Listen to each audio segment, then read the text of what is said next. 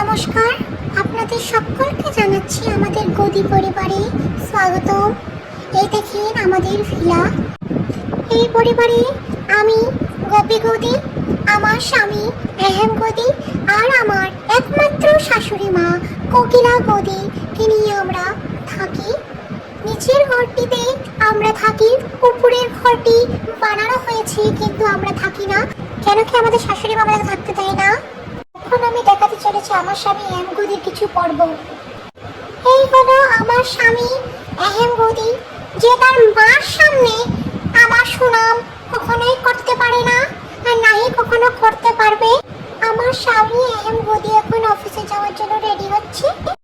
এ ভাই একটু তাড়াতাড়ি করে রেডি হয়নি, এর তরিকা হাতের থেকে পড়ে গেল আয়নাটা। এমনিতেই দেরি, আরো দেরি হচ্ছে, এখন আমি কি করে উঠাই? আমি তো যে পাও না ভাই। গোপী গোপী আমার একটু সাহায্য করো গোপী, আমার যে আজ অফিসে ভীষণ ভালো খাবো গোপী। গোপী এখনো আসছে না কেন? আমার এক ডাকে সে এখন সাড়া দেয় না, সারাটা দিন রান্না করে কষ্ট করে আমার মা কোকিলা গতি যে কষ্ট করায়, ওগুলো আসছে না। আমি কি করবো?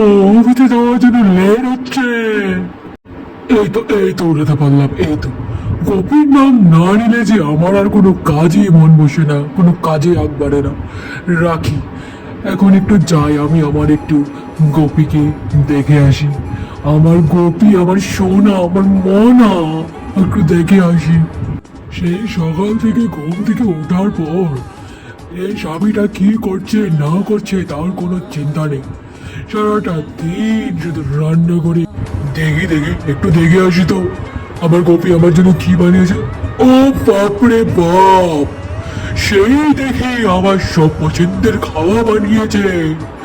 ও বাপরে, I love you, I love you Gopi গদি, I love you, love you, love you, oh my পাগলু, oh love you, love you, oh my পাগলু, oh love you, love you.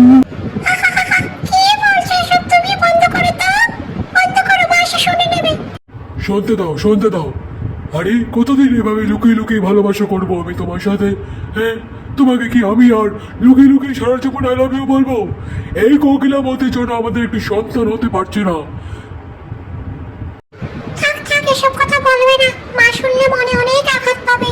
এসব কথা বাদ দাও, এই তো খেয়ে নাও তো। তোমার জন্য দেখো তো আমি কি কি বানিয়ে, এই দেখো ব্রকলি বানিয়েছি আমি তোমার জন্য। তোমার অনেক ভালোবাসো না তুমি অনেক?